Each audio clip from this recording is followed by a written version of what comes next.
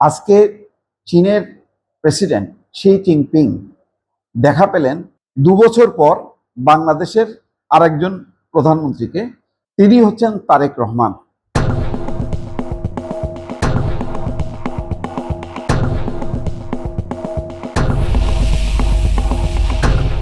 দুবছর আগে ২০২৪ সালের সম্ভবত জুনে তার সঙ্গে সাক্ষাৎ হয়েছিল, খুবই সংক্ষিপ্ত সাক্ষাৎ বা দেখা হয়েছিল দিল্লিতে বর্তমানে পলাতক সাবেক প্রধানমন্ত্রী শেখ হাসিনার সঙ্গে।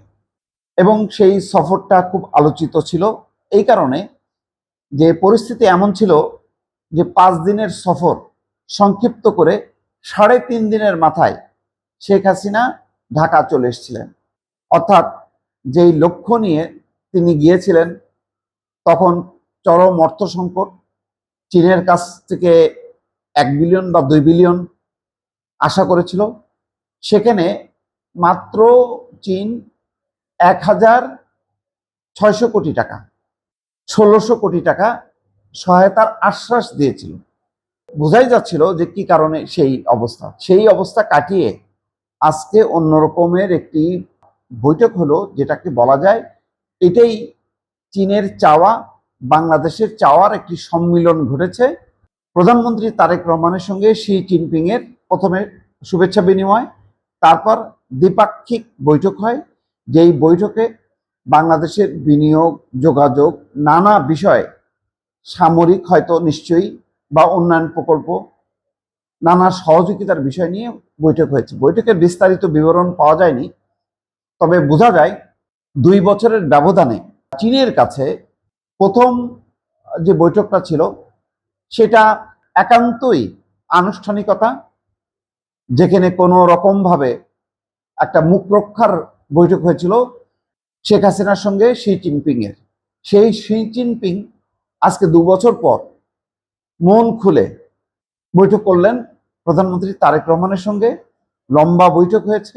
বৈঠকের নিশ্চয়ই প্রাথমিকভাবে মাহাদি আমিন বলেছেন, কৌশলগত সহযোগিতা থেকে শুরু করে বাণিজ্য, বিনিয়োগ, কর্মসংস্থান, উন্নয়ন প্রকল্প থেকে জনগণের সঙ্গে জনগণের সম্পর্ক, সব ক্ষেত্রেই দুই দেশের দ্বিপক্ষীয় সম্পৃক্ততা নতুন উচ্চতায় পৌঁছাবে, এই লক্ষ্য নিয়ে দুই দেশের প্রধান দুই নেতার বৈঠক হয়েছে। বৈঠকটার অনেক তাৎপর্য আছে, কারণ ২ বছরে অনেক উত্থান পতন হয়েছে, রাজনৈতিক উত্থান পতন। যেখানে বাংলাদেশের কাছে এক সময় ২ বছর আগে প্রধান প্রায়োরিটি ছিল ভারত, আর অনেক দূরে অবস্থান করত, শুধুমাত্র তাদের কাছ থেকে নানা রকম ঋণ সহায়তা নিয়ে বাংলাদেশের উন্নয়ন প্রকল্প চালু রাখার জন্য এক ধরনের শুধুমাত্র বাণিজ্যিক একটি সম্পর্ক। সেই চীন এখন ঠিক তার জায়গাটা, ভারতের যেই জায়গাটা ছিল আগে বাংলাদেশের সঙ্গে বা শেখ হাসিনা সরকারের সঙ্গে, যে মানসিক সম্পর্ক, যেটাকে বলা হতো যে প্রেমের সম্পর্ক, স্বামী স্ত্রীর সম্পর্ক ডাক্তার মোমেনের ভাষায়, ঠিক তেমনটা। অবশ্যই এত নিচুতা চীনকে মূল্যায়ন করা যাবে না।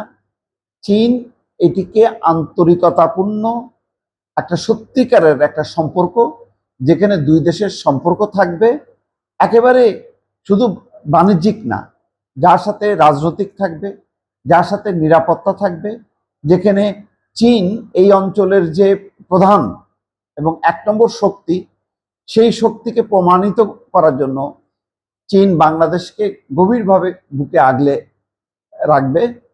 তেমনটাই নিশ্চয়ই এই বৈঠকের নানা বিষয় নিয়ে আলোচনা ইতিমধ্যে হয়েছে। আলোচনার নানা দিক প্রকাশিত হবে। নিশ্চিত থাকা যায় যে ২ বছর আগের শি জিনপিং এর সাথে শেখ হাসিনার দেখা সাক্ষাৎ হওয়া আর প্রধানমন্ত্রী তারেক রহমানের সঙ্গে দ্বিপাক্ষিক বৈঠকের মধ্যে আকাশ পাতাল তফাৎ, যেখানে সত্যিকার অর্থে বাংলাদেশকে চীন সহায়তা করতে চায় এবং বাংলাদেশ সহায়তা নিতে চায়, কারণ নানা দিক থেকে বাংলাদেশ এখন কূটনীতিতে একটা গুরুত্বপূর্ণ ভূমিকায় অবতীর্ণ হয়েছে, যেখানে বাংলাদেশ মর্যাদার সাথে তার অধিকার রক্ষা করে সে বন্ধুত্বপূর্ণ সম্পর্ক রাখবে সব দেশের সঙ্গে।